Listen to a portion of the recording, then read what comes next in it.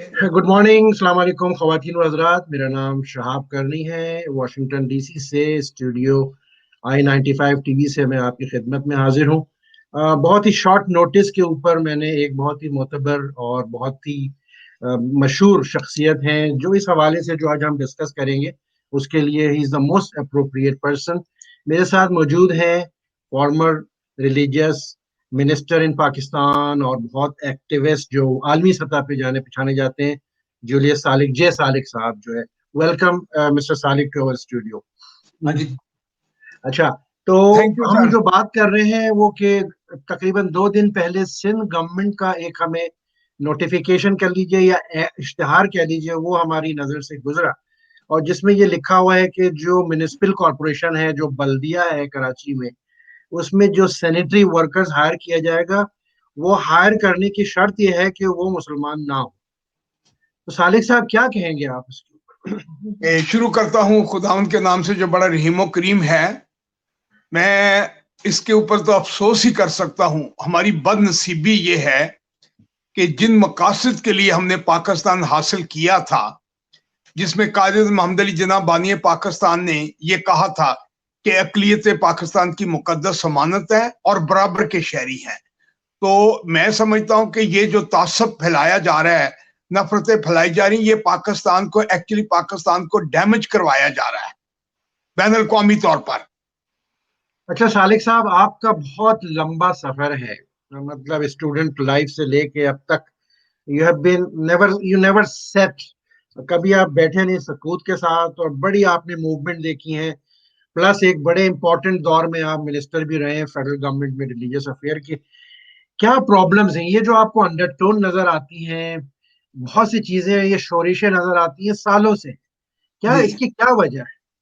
अच्छा, पहले मैं आपको बता दूं कि मैं रिलीजियस अफेयर का मिनिस्टर नहीं रहा, मैं पॉपुलेशन वेलफेयर का मिनिस्टर रहा हूं। अच्छा, thank you for population correction. Welfare से मुराद ये है जी। कि पूरे पाकिस्तान की जो वेलफेयर है, बहबूद आबादी का वो मनसब था। और मैंने बड़े गौर से पाकिस्तान को मैंने बड़ा यानी क्लोज से, नजदीक से देखने का मौका मिला। यानी मिनिस्ट्री में रह के भी देखने का मौका मिला, मिनिस्ट्री से बाहर रहकर भी मिनिस्टर। मैंने अयूब खान की मूवमेंट भी चलते हुए देखी, उसके बाद भुट्टो साहब की मूवमेंट देखी। ये सारी मूवमेंटें, उसमें नवाज शरीफ साहब और ये कितनी यानी प्राइम मिनिस्टर गुजरे।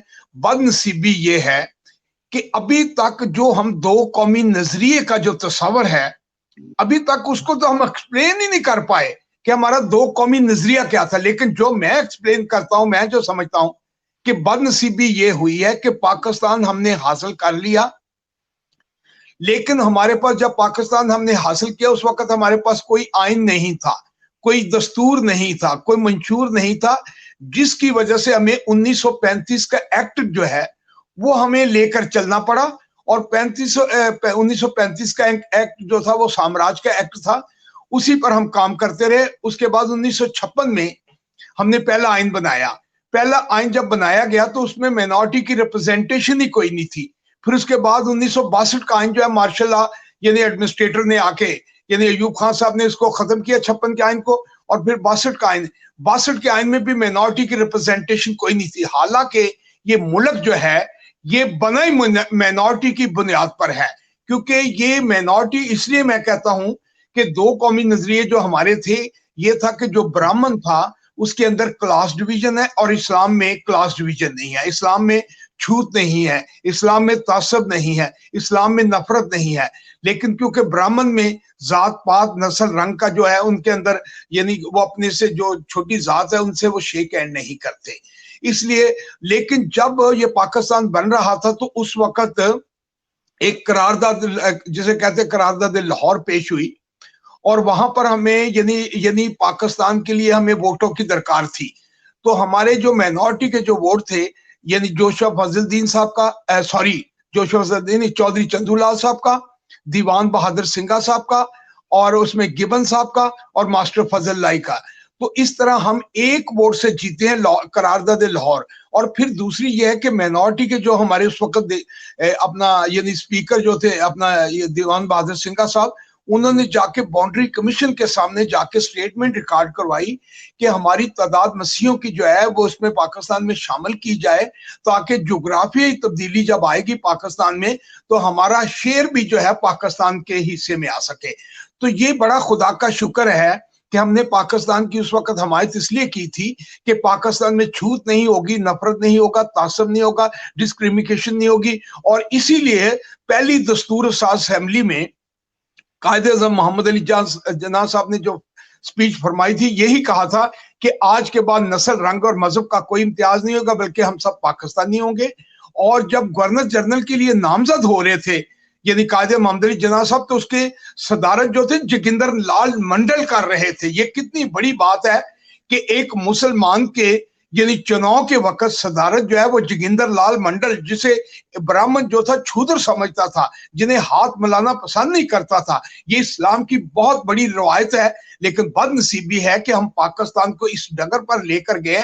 یہ جو بڑی بڑی لبرل پارٹی آج جو اشتہار ہے جس پر یعنی مطلب ہے کہ یہ سندھ حکومت کا ہے, یعنی سندھ حکومت سے مراد یہ کہ یہ جو اپنا یہ میئر کا جو انتخاب یعنی ختم ہو گیا تھا ٹائم, یعنی وسیم کا میئر کا ختم ہونے کے بعد یہ اشتہار جو ہے ان کے بعد دیا گیا. اس کا مطلب یہ گورنمنٹ آف سندھ کی طرف سے دیا گیا, کیونکہ جو گورنمنٹ آف سندھ کی جو یعنی یہ آیا اشتہار آیا یہ اپنا یہ سندھ حکومت کی طرف سے آیا ہے.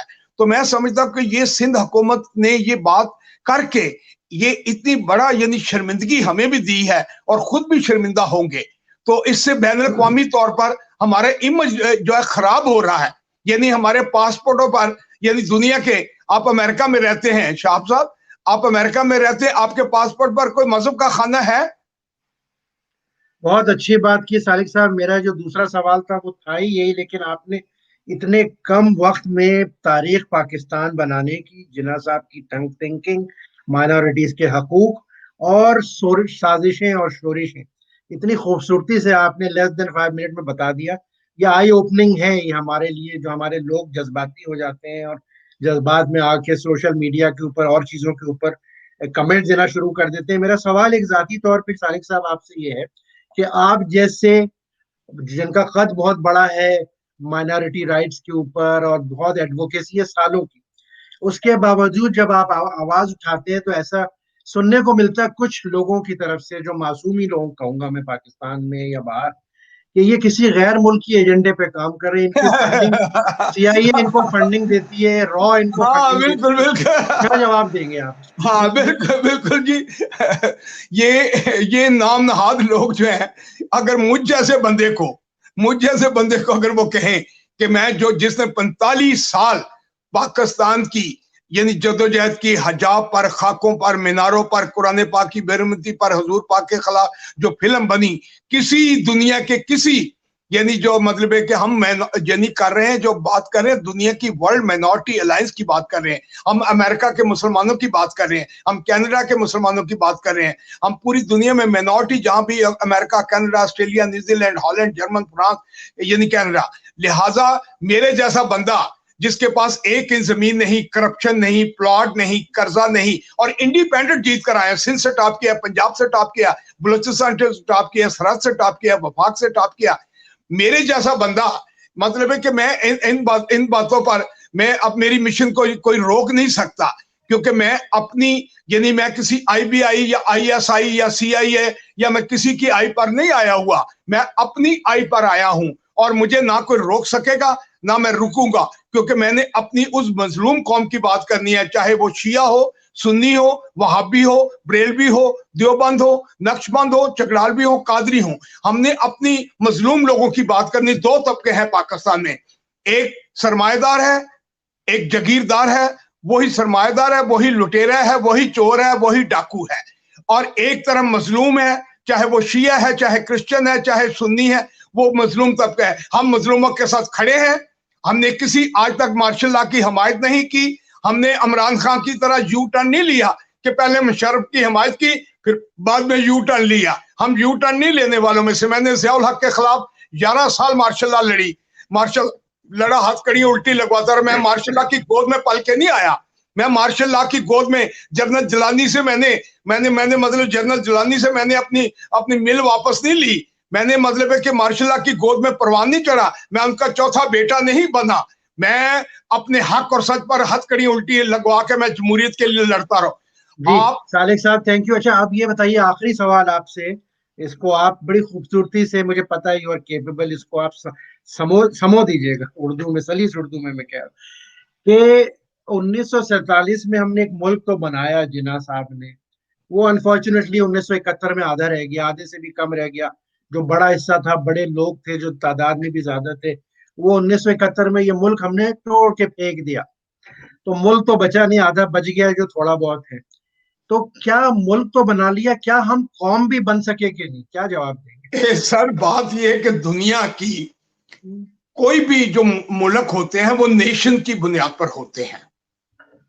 आप अमेरिका ले लें, कनाडा ले लें, ऑस्ट्रेलिया ले लें, न्यूजीलैंड ले लें, अरब ले लें, सऊदीया ले लें, बहरीन ले लें, कतर ले लें, मस्कत, ये नेशन की बुनियाद पर। फलस्तीन ले लें, फलस्तीन जो है आजादी फलस्तीन की जो जंग लड़ रहे हैं, इसमें जॉर्ज हबाश क्रिश्चियन है, खालिदा लैला क्रिश्चियन है।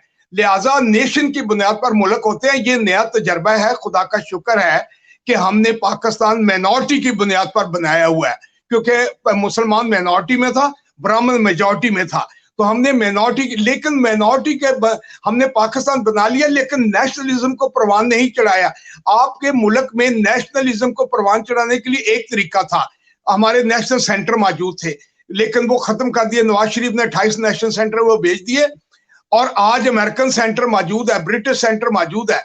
लेकिन बदनसीबी से जब तक आप नेशन नहीं बनाएंगे, आप पुल बना लें, आप सी पैक बना लें, आप ये बना ले, आप यानी डॉलर बना ले, आप कुछ भी बना ले, आप गाड़ियां बना ले, लेकिन अगर नेशन नहीं बनेगी तो ये कुछ भी नहीं बनेगा। अमेरिका अगर आबाद है तो वो नेशन की बुनियाद पर है, अगर कोई जापान है तो नेशन की बुनियाद पर, चाइना है तो नेशन की बुनियाद पर। आपको भी नेशनलिज्म पर आना होगा। आखिरकार आपकी बका यही है कि आप नेशनलिस्ट जब होंगे तो फिर जमहूरियत में फ्रॉड भी नहीं होगा, आपके अदारे भी फ्रॉड नहीं करेंगे, क्योंकि वो नेशनलिस्ट होंगे। मेरा आपके आगे यही पैगाम है कि नेशनलिज्म को डेवलप कीजिए। जो आज लोग अमेरिका की तरफ आ रहे हैं, वो इसलिए आ रहे हैं कि अगर उनको वहां पर प्यार मिला, नेशनलिज्म मिला, अदारों ने उनकी इज्जत की, अदारे वहां पर उनको रिस्पेक्ट देंगे इंसानों को, वहां पर क्लास डिवीजन, लिबास डिवीजन और ग्लास डिवीजन प्रमोट हो रहा है। इंसान डिवीजन जो वहां पर पैदा कर रहे थे, जो ब्राह्मण ने किया था, वो आप वहां पैदा कर रहे हैं। मैं समझता हूँ नेशनलिज्म पर आइए, तो इसमें पाकिस्तान, हम अभी भी गए गुजरे पाकिस्तान में बेशक रह रहे हैं, लेकिन हम प्राउड हैं कि हम फैमिली वैल्यू से अब भी आज भी हम बैंक हैं, यानी वर्ल्ड बैंक की हर तरह हमारी हैसियत है। आज भी इस बचे हुए पाकिस्तान पर आज भी अगर ये सारे पॉलिटिशियन जो है आज अपनी दौलत, यानी मियां नवाज शरीफ, जरदारी और इमरान खान के जितने हवारी जो चोर उन्होंने अपने साथ मिलाए, इनकी सारों की जायदाद पर खास माना कब्जा करो, चाहे इनसे डोनेशन में ले लो, चाहे इनसे जिस तरह भी लेना है। इस्लाम में तो आपको पता कई तरीके हैं अपना जहाद करने के, प्यार से भी कर सकते हैं, मुंह से भी कर सकते हैं, तलवार से भी कर सकते हैं, हाथ से भी कर सकते हैं। इन चोरों, लुटेरों, डाकुओं से, इनसे यानी छीन ले दौलत, इनसे छीन ले, और ये हक जो है गरीबों को वापस दिला दे। पाकिस्तान जिंदाबाद, कायदे-ए-आज़म जिंदाबाद। बहुत शुक्रिया सालिक साहब, आपने शॉर्ट नोटिस पे ज्वाइन किया।